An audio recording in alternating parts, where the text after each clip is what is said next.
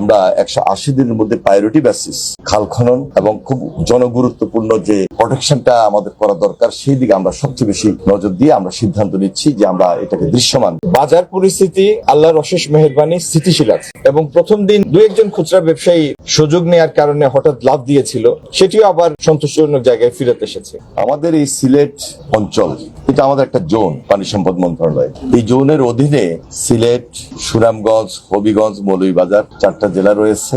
এটা একটা বর্ডার এলাকা এবং এখানে পাহাড়ি অঞ্চলের কারণে সবসময় একটা ঢলের পানি প্রতিনিয়তই এটা আসছে এবং বর্ষা যখন আসে তখন আমাদের এই অঞ্চলে বন্যা হয়ে যায় এবং প্রতি বছরে আমরা এই প্রবলেমটা ফেস করছি এবং এটা আমাদের জন্য একটা চ্যালেঞ্জ। আমাদের এই এলাকার সাধারণ মানুষ, জনসাধারণ একটা থ্রেটের মুখে বরাবরই চলে আসছে। আমরা এই চ্যালেঞ্জটাকে খুব দ্রুততার সহিত যেন ফেস করতে পারি, মোকাবেলা করতে পারি, সেজন্য ইতিমধ্যে চলমান আমাদের কিছু প্রজেক্ট আছে। সেটা হলো একদিকে হাওড় অঞ্চলের কিছু প্রজেক্ট যেটা আমরা পিএসসির মাধ্যমে সেটাকে সমন্বয় করছি, আরেকদিকে আমাদের পার্মানেন্ট কিছু বাদ আছে, সেই দিকে আমাদের কিছু প্রজেক্ট আমরা ইমপ্লিমেন্ট করছি। তাছাড়া সীমানার মধ্যে আমাদের বাদ দিয়ে আমরা সবকিছু শেষ করতে পারছি না। এখানে আমাদের ব্যাংক প্রোটেকশন এটা খুব জরুরি। সেই জন্য আমাদের একটা প্রজেক্ট ইতিমধ্যে আমরা হাতে নিয়েছি আমাদের মন্ত্রণালয় থেকে। যৌথ নদী কমিশনের আগে আমাদের কিছু আন্তঃ মন্ত্রণালয় মিটিং যেটা আগে হতো না এই মন্ত্রণালয় নিয়ে, আমরা সেটা ইতিমধ্যে মিটিং করেছি এবং আন্তঃ মন্ত্রণালয় সেই মিটিং এর মাধ্যমে এই পরিস্থিতিটাকে মোকাবেলা করার জন্য, জনস্বার্থে জনদাবির জন্য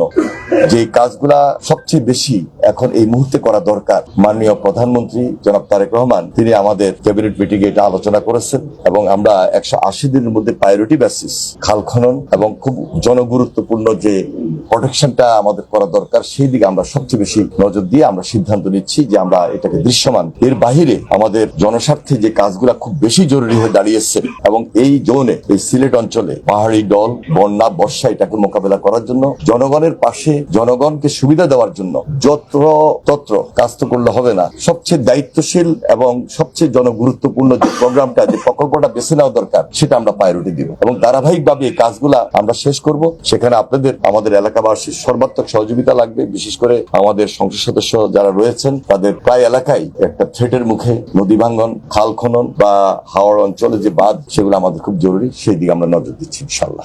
আমরা এখনই এই সুরমা, কুশিয়ারা সহ আরো কয়েকটা খাল পরিদর্শনে যাচ্ছি, আমরা আরেকটা জুনতে যাচ্ছি। এর বাহিরেও জকিগঞ্জে আমাদের একটা সীমানায় যে ব্যাংক প্রোটেকশনের প্রকল্প চলছে সেগুলো নিয়ে আমরা কাজ করছি।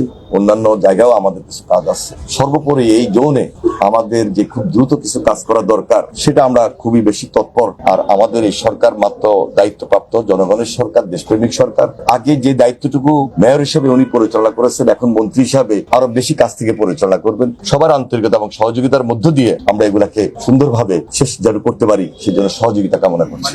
আমাদের সরকারের উদ্যোগটা মহৎ এবং আমরা জিরো টলারেন্স নিয়ে কাজ শুরু করেছি। আপনি বুঝতেই পারছেন যে এদেশ থেকে অনেক টাকা পাচার হয়ে গেছে, লক্ষ লক্ষ কোটি কোটি টাকা, এবং দুর্নীতি নামক ব্যাধিটা আমাদেরকে আঁকড়ে ধরেছিল। সুতরাং এই দেশটাকে দুর্নীতিমুক্ত করা এটা আমাদের একটা কঠিন চ্যালেঞ্জ।